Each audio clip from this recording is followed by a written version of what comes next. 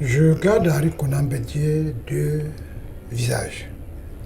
Le premier visage, c'est le visage de l'intellectuel africain en situation africaine, lorsqu'il rentre de ses études en France.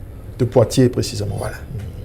Donc quand il arrive, je crois qu'il travaille beaucoup plus sur le prisme de ce qu'il a reçu comme acquisition et acquis culturel et même politique de la France, dont il est au service de la France-Afrique. Mais il est surtout le fils spirituel de celui qui a fondé, ceux qui ont fondé les premières limbes de construction d'une Afrique, j'allais même dire d'une Afrique réunie et unifiée.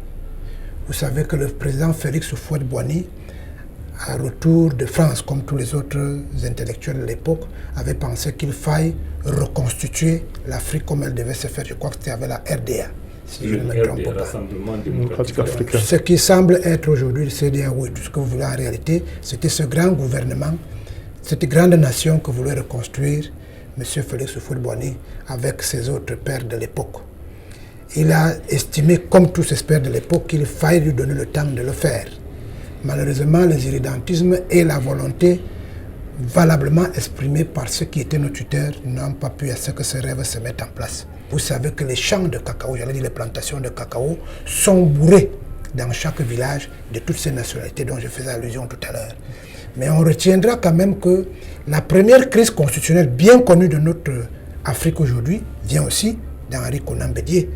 Parce qu'on n'a pas toujours compris entre le Premier ministre Alassane Dramane Ouattara, devenu aujourd'hui Alassane Ouattara, et le président de l'Assemblée nationale à l'époque, qu'est-ce qui s'est passé entre la déclaration de la disparition du père de la nation et toutes les incompréhensions constitutionnelles qui en ont suivi. Toujours est-il que pendant ces deux premiers mandats, il s'est attelé à vouloir expliquer ces incompréhensions aux Ivoiriens, mais pas nécessairement aux Africains. Et il a essayé de rattraper, après la crise que vous connaissez qui a endeuillé la Côte d'Ivoire malheureusement, je crois que Henri Konan Bédié était au centre pour essayer de ramener ses jeunes frères, ces jeunes leaders, à comprendre qu'on peut faire une faute, on peut faire une erreur, mais il faut rapidement se ressaisir. Le poste de président de la République ne doit pas un individu, le poste d'un individu ne doit pas remettre en cause la destinée collective qui est celle des millions d'Ivoiriens qui sont en Côte d'Ivoire. Et je crois qu'au moment où il s'était, il avait travaillé, parce que je sais de quoi je parle, nous qui avons travaillé à la libération de M. Laurent Koudou-Gbagbo, je crois qu'il avait beaucoup travaillé au retour de ce monsieur et il était en train de travailler pour que la Côte d'Ivoire redécolle avec l'ensemble de ses enfants.